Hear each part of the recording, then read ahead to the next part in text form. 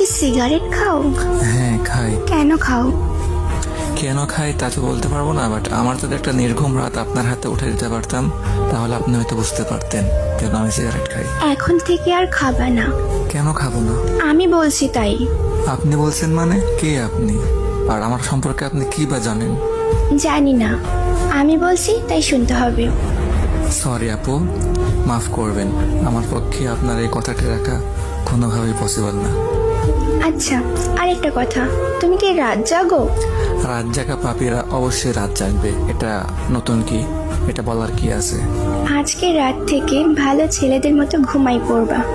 আজও তো আমি আপনাকে চিনিও না, আর আপনার কথা আমি শুনবো বললেই হবে নাকি? জি, বললেই হবে। আর মুখের উপরে তো কথা বলো কেন? মেরে সোজা বানিয়ে দিব। আপনি ভাবতেছেন আপনার এসব নরম নরম কথাই আমি গলে গিয়ে নিজেকে পরিবর্তন করে ফেলবো, বাট এটা কোনোভাবে সম্ভব না আপু। আমি অগোছালো ছিলাম আর অগোছালোই থাকবো, আপনার এসব কথায় কোনো কিছু আমার যায় আসবে না। এত অগোছালো কেন তুমি?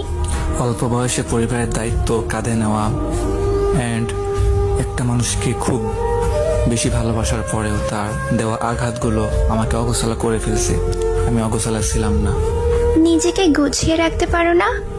যার জীবনের কোনো ত্রিসীমানা নাই তার জীবনটা গুছিয়ে আর কি হবে? তুমি এত রোগা কেন? খাওয়া দাওয়া ঠিক মতো করো না? পরিবারের টেনশন, প্রিয় মানুষের আঘাত, এগুলা নিয়ে ভাবতে ভাবতে রাতটা এমনি পেরিয়ে যায়। সকালের খাবারটা ঘুমিয়ে ঘুমিয়ে পার হয়ে যায়, আর দুপুরের খাবারটা কাজের ফাঁকে কখন যে খাই বা না খাই কোনো ঠিক ঠিকানা থাকে না। আর রাতের খাবার তো বন্ধুদের আড্ডায় ভুলেই যায় খাবারের কথা।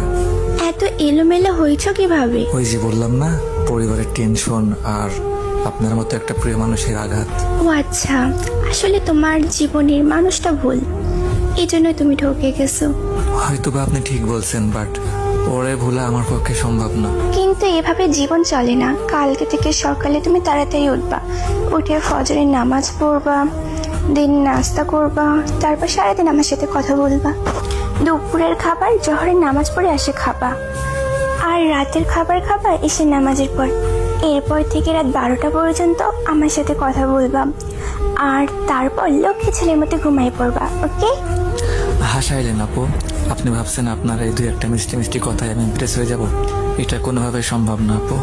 মানুষের জীবনে ভালোবাসা একবারে আসে, আমার জীবনেও আসছিল, বাট হয়তো মানুষটা ভুল ছিল বা আমি ভুলছিলাম তার জীবনে, সেই জন্য তো সে চলে গেছে। বাট তারপরে আমার লাইফে আমি আর কোনো দ্বিতীয় নারী এলাও করবো না বা করতেও চাই না।